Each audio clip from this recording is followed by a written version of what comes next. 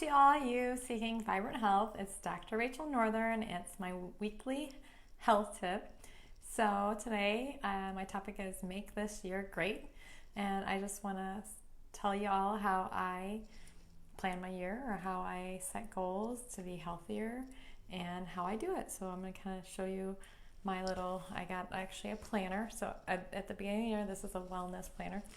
This is the first time I'm actually using a wellness planner. Usually I just get a journal and just basic line journal, and I write out my goals for the year, and I talk about different topics, like certain things in my life that I want to make sure I'm improving on.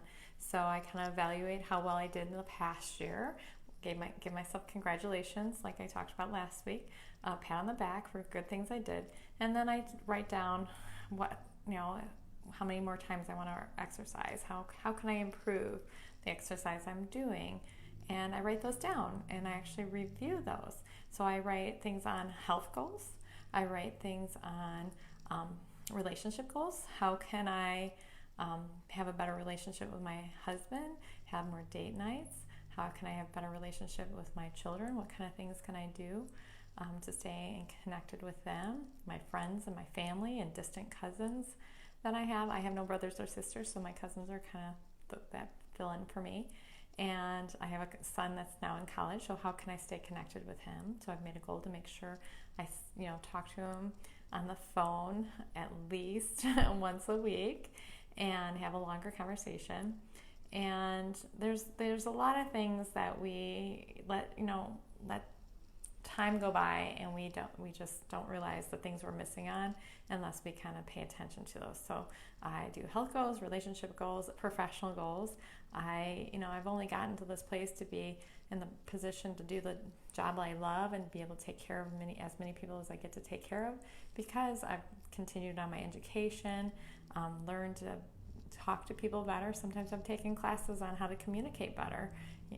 It's sometimes hard to talk to a person who's not understanding what I do, and so I have to learn how to, sometimes I talk really heady, and I have this doctorate degree and I can talk about joints of Luschka, and you guys are like, what is that? So I can dumb it down and not so much dumb it down, but make it on a layperson level that you guys can understand.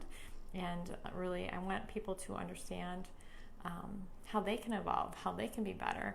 And if I can communicate that, then they can take that ownership for their health for themselves. So professionally, I have to take classes sometimes to learn that way. I'm constantly learning new things, reading new books. I have goals on how many books I read a year.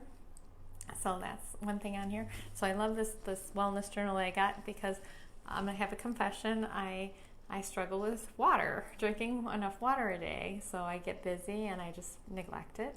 And so that's my goal. And on this thing, it has a check on how many, check off how many glasses of water I had. So now I'm being held accountable for that. So what other areas? Oh, fun goals. You can't forget the fun goals. So I'm motivated by doing fun things. So, there's two kinds of people, they say, in life. You either are motivated by the stick or the carrot. Either you're motivated to get away from pain, or motivated going towards pleasure. And I'm one of those to go towards pleasure, so fun. So I have to have fun goals. If I don't have something fun to look forward to, some vacation scheduled, I get kind of a little moody, a little irritable. And so I have to make sure I write those out, like what kind of trips I want to have for the year. So my goal this year is hopefully to make it the Grand Canyon. It's been on my list for a couple of years now, but I'm hoping to check that one off. But I have other little fun trips, girls' trips, things like that with my friends. And that just makes me, feel good. So, and it's funny how a lot of these goals, when you actually go for them, you knock off, like that fun goal is also a relationship goal. So they kind of cross over a little bit. So it's kind of fun to, actually not let the world dictate your life, but actually you dictate your life.